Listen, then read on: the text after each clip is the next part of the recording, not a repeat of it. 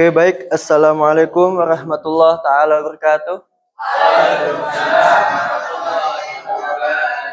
Gimana kabarnya anak-anak semua? Sehat?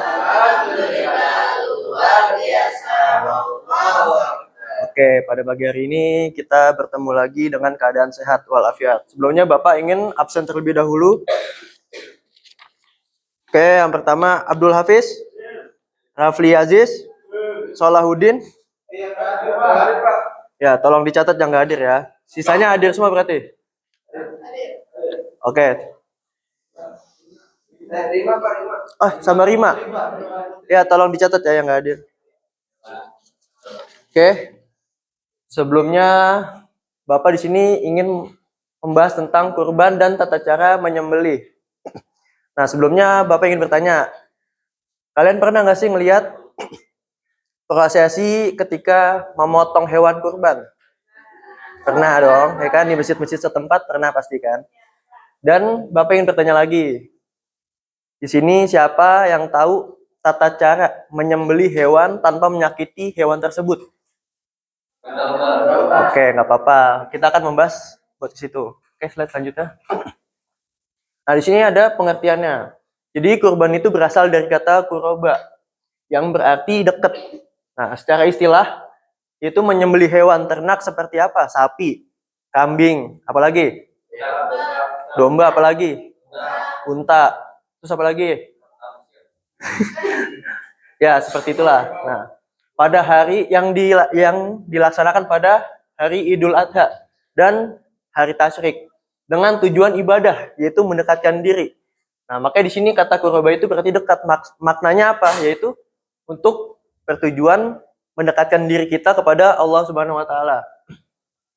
Dan merupakan bentuk ketaatan dan upaya kita, yaitu tadi mendekatkan diri kepada Allah. Melalui ibadah ini, umat Islam diajarkan untuk memiliki sikap ikhlas dan juga rela berkorban. Dan sini ada hukumnya. Hukum melaksanakan ibadah kurban adalah sunnah muakkad. Yaitu sunnah apa? Yang ditekankan. Untuk siapa? Umat Islam. Kalau ada pertanyaan, kalau ditekankan, aduh Pak Ustadz saya nggak mampu, gimana buat beli kambing atau kurban, gimana? Gimana coba menurut kalian gimana? Nggak usah. Berarti ditekankan untuk yang mampu. Oke. Slide selanjutnya. Di sini ada dalil Al-Quran. Coba Bapak minta tolong bisa.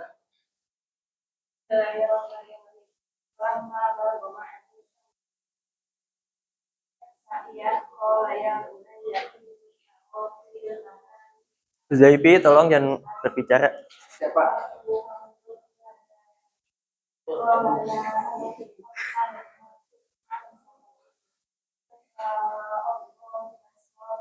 Allah. Oke, terima kasih. Yang dimana artinya anak itu sampai pada umur ia sanggup bekerja bersamanya, yaitu Ibrahim berkata, wahai anakku, sesungguhnya aku bermimpi bahwa aku menyembelihmu. Ucap Nabi Ibrahim kepada anaknya Nabi Ismail. Pikirkanlah apa pendapatmu. Dia siapa? Ismail. Menjawab, wahai ayahku, lakukanlah apa yang diperintahkan Allah kepadamu. Insya Allah engkau akan mendapatiku termasuk orang-orang sabar. Nah, di sini mungkin ya Bapak tidak membahas tentang ini lebih dalam karena Bapak rasa kalian sudah mengetahui tentang hal ini. Oke, selanjutnya. Di sini ada surat Al-Hajj yang langsung aja artinya daging atau hewan kurban dan darahnya itu sekali-kali tidak akan sampai kepada Allah. Tapi sampai kepadanya adalah ketakwaannya. Jadi kalian berkurban itu yang sampai nggak dagingnya atau darahnya segala macam, tapi tentang ketakwaannya. Demikianlah dia menundukkannya untukmu agar kamu mengagungkan Allah atas petunjuk dia berikan kepadamu. Berilah kabar gembira kepada orang yang muhsin.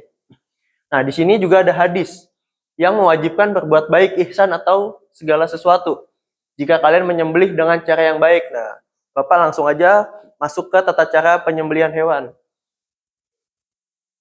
Nah, tadi ada hadisnya bahwasannya kita harus berbuat baik kepada siapapun. Dan dalam kita menyembelih hewan juga harus nggak boleh namanya menyakiti. Nah, di sini yang pertama ada syarat hewan kurban. Ada hewan ternak. Apa saja hewan ternaknya?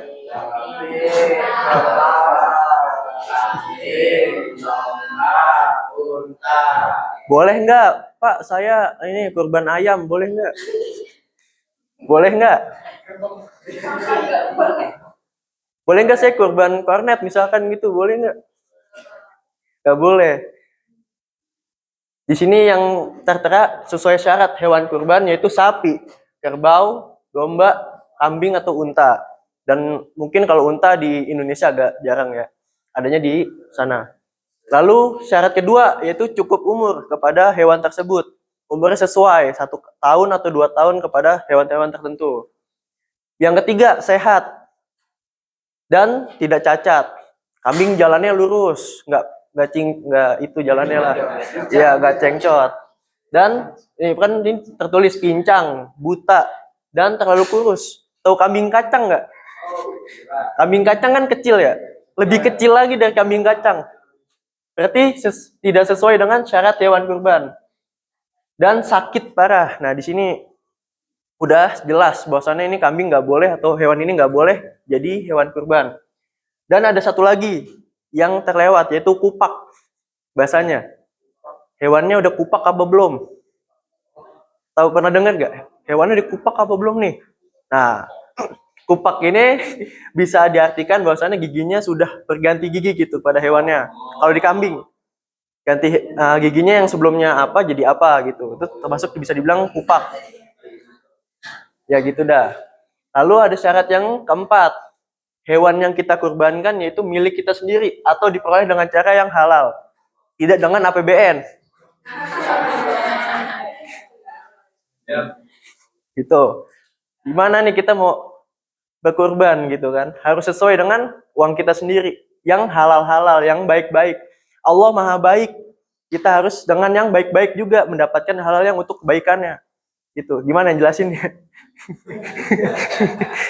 Kita ingin berbuat baik nih, kita mendapatkan rezekinya itu dengan hal-hal yang baik untuk lebih baik lagi gitu, untuk kebaikan. Jadi hal-hal yang buruk untuk kebaikan, suatu hal yang janggal, jujur janggal. Oke, dan disembelih pada waktu kurban. Pak, saya ingin kurban menyembelih kambing sebelum sholat id, boleh nggak? Boleh, tapi bukan kurban. Masuknya jadi bukan kurban. Oke, selanjutnya. Selanjutnya di sini ada waktu pelaksanaan dan tata cara penyembelihan hewan kurban. Waktu pelaksanaannya kapan?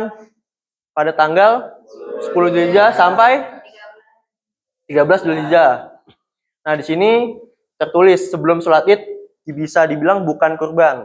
Ketika kita memotong hewan sebelum sholat Id, bila kita menjawab boleh atau enggaknya boleh, tapi termasuk kurban atau tidak? Ya. Di sini ada tata cara penyembelihannya. Nah, di sini Bapak menggunakan metode simulasi. Jadi Bapak nanti akan mensimulasikan tata cara penyembelihan yang benar. Tolong suaranya, Pak Irus. Ya. Tolong suaranya. Bapak ingin memberitahu dulu nih, sebelum kita masuk ke simulasi. Jadi yang pertama, kita menyiapkan hewan kurbannya terlebih dahulu. Ada nggak wujudnya? Sapinya, kambingnya, ada nggak? Masa iya kita belum ada kambing atau sapinya mau kurban tiba-tiba, ya kan? Dan sudah memenuhi syarat nggak dari hewan yang kita akan kurbankan? Lalu menghadapkan hewan ke arah kiblat. Nah sebelum itu kita harus menyiapkan pisau dulu. Alat pisaunya itu. Jadi alat pisaunya itu yang poin ketiga ini harus tajam. Jadi nih dalam ilmu perjagalan ini pisau itu ada yang namanya standar tajam, ada yang kelas tajam. Yang tak standar tajam itu pisau-pisau yang di rumah, yang motong daging biasa gitu. Ketika motong kertas tajam nggak? Tajam bisa dibilang, tapi masih ada suaranya, seret gitu kan. Ketika sudah masuk ke kelas tajam, nah itu sudah yang namanya benar-benar tajam. Ketika motong kertas itu ditesnya itu, motong kertas benar enteng, nggak ada suara sama sekali. Dan kalian kalau nggak percaya, kalian coba di rumah nanti. Asah pisau yang benar-benar tajam, kalian tes di kertas. Ada suaranya nggak? Kalau masih ada berarti itu termasuk standar tajam, bukan kelas tajam. Nah gitu. Mengapa kita disuruh mengasah pisau kita supaya pisau kita tajam? Ya karena ini bentuk suatu kita tidak menyakiti hewan tersebut. Ketika kita menyembelih hewan dengan keadaan pisau yang tidak tajam, begitu kena kulit kan hewan itu merasa, oh sakit nih bang, udah bang gitu. Hewan itu merasa sakit. Jadi itu suatu bentuk yang tidak bagus gitu dalam menyembelih hewan. Oke, dan ketika kita waktu kita menidurkan hewan kurbannya di bawah, lalu kita ingin memotong hewan tersebut, jangan lupa membaca apa? Bismillah serta apa?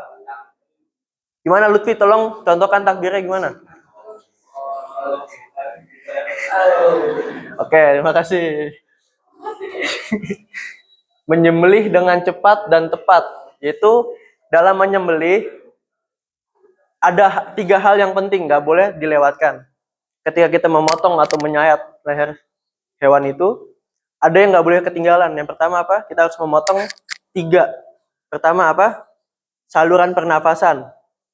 Kedua, saluran makan. Ketiga, urat nadi atau pembuluh darah. Nah, ketiga ini harus putus. Ketika ini nggak putus nih, di antara 3 ini nggak ada yang putus, jangan, jangan. Ini menjadi apa ya? Bisa juga masuk ke menyiksa hewan, karena hewan itu merasa kesakitan. Oke, selanjutnya tidak menyakiti. Nah, ini tadi yang Bapak jelaskan. Dan membiarkan darah keluar hingga hewan benar-benar mati. Di sini tata cara penyembelihan yang tidak benar. Yang pertama adalah menyembelih hewan tanpa membaca bismillah dan takbir. Misalkan akan menyembelih hewan sama sholah. Si sholah bener nih bacanya nih, sesuai dengan syariat. Akan sambil ketawa sambil megang rokok, misalkan begitu. Bener gak? Kayak gitu. Tapi nggak sesuai dengan syariat. Di sini menggunakan alat pisau yang tumpul dapat menyakiti hewan. Nih, Bapak kasih contoh ya.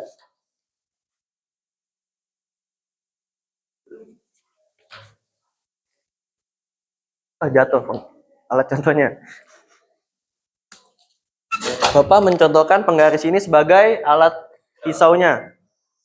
Gimana sih cara megang pisaunya yang benar? Kalian ada yang tahu cara megangnya gimana? Jadi sistemnya kalau dalam menyembelih hewan ada yang namanya gaya tarik. Megangnya begini, sebelumnya begini. Dan gaya tarik dan gaya dorong. Ketika gaya dorong itu megangnya begini. Dan tangan atas dan tangan kirinya itu di atas. Gitu. Nah, gimana caranya, Pak? Caranya itu ketika hewan sudah dibaringkan dengan bagian sininya di bawah dan menghadap kiblat, lalu kita memotong mulai dari ujung sini. Ujung lehernya ini gimana contohnya? Lu nyotoin nggak? Gini deh, pakai boneka. Nah, bonekanya onta, anggap aja ini kambing ya. Nah, misalkan sudah dalam keadaan begini. Coba Lutfi bertakbir.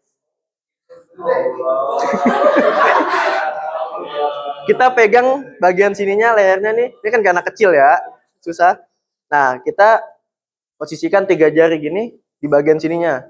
Supaya kita bisa ngelihat sini ada tata cara ada bagian kerongkongannya, pas di kerongkongannya. Nah, ini gaya tarik seperti ini. Jadi motong dari ujung sini nih sampai ke sini. Ini. Caranya begitu. Gimana Pak kalau gaya dorong? Dari dibalik aja.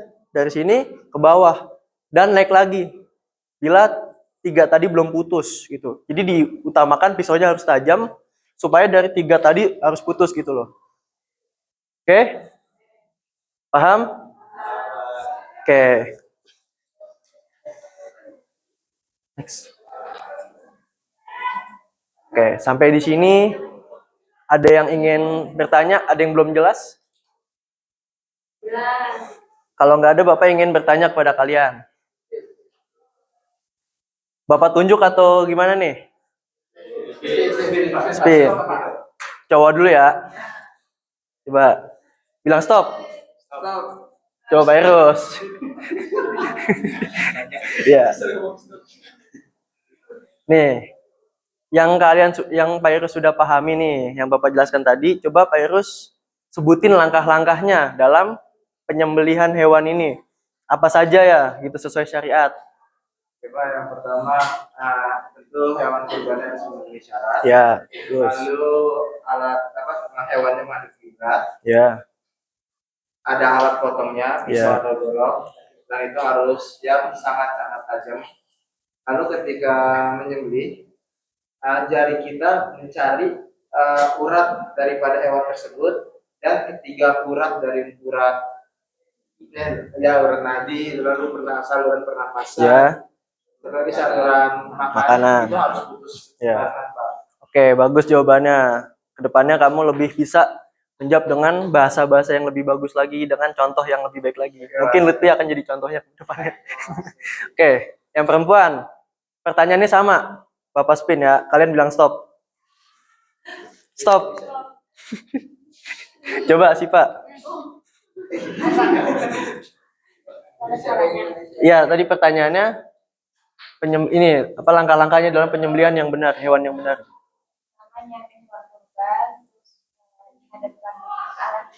Ya. Harus ada pisau yang tajam juga, lalu baca basmalah sama takbir. Terus kalau bisa nyembelihnya itu kena 3 saluran. Ya. Saluran pernapasan, makanan sama pembuluh darah. Terus yang selanjutnya nggak menyakiti hewan, dan yang ketujuh memastikan bahwa hewan tersebut benar-benar dalam keadaan mati. Ya, bagus jawabannya. Terima kasih. Gimana pelajaran pada pagi hari ini? Apakah menyenangkan dengan menggunakan metode ini? Besok pakai lagi atau enggak? Oke, nggak apa-apa. Sebelum Bapak tutup, Bapak ingin memberikan tugas terlebih dahulu. Untuk tugas kalian, yaitu membuat mind mapping mengenai langkah-langkah tata cara penyembelihan hewan yang benar. Dan dikumpulkan pada pertemuan selanjutnya. Oke, itu saja yang bisa Bapak sampaikan. Untuk ketua kelas, coba baca doa kafaratul majelis.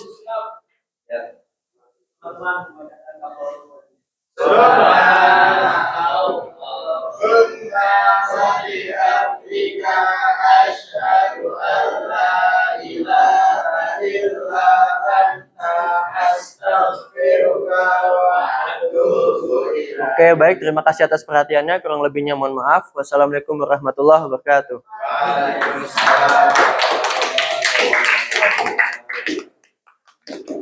Lalu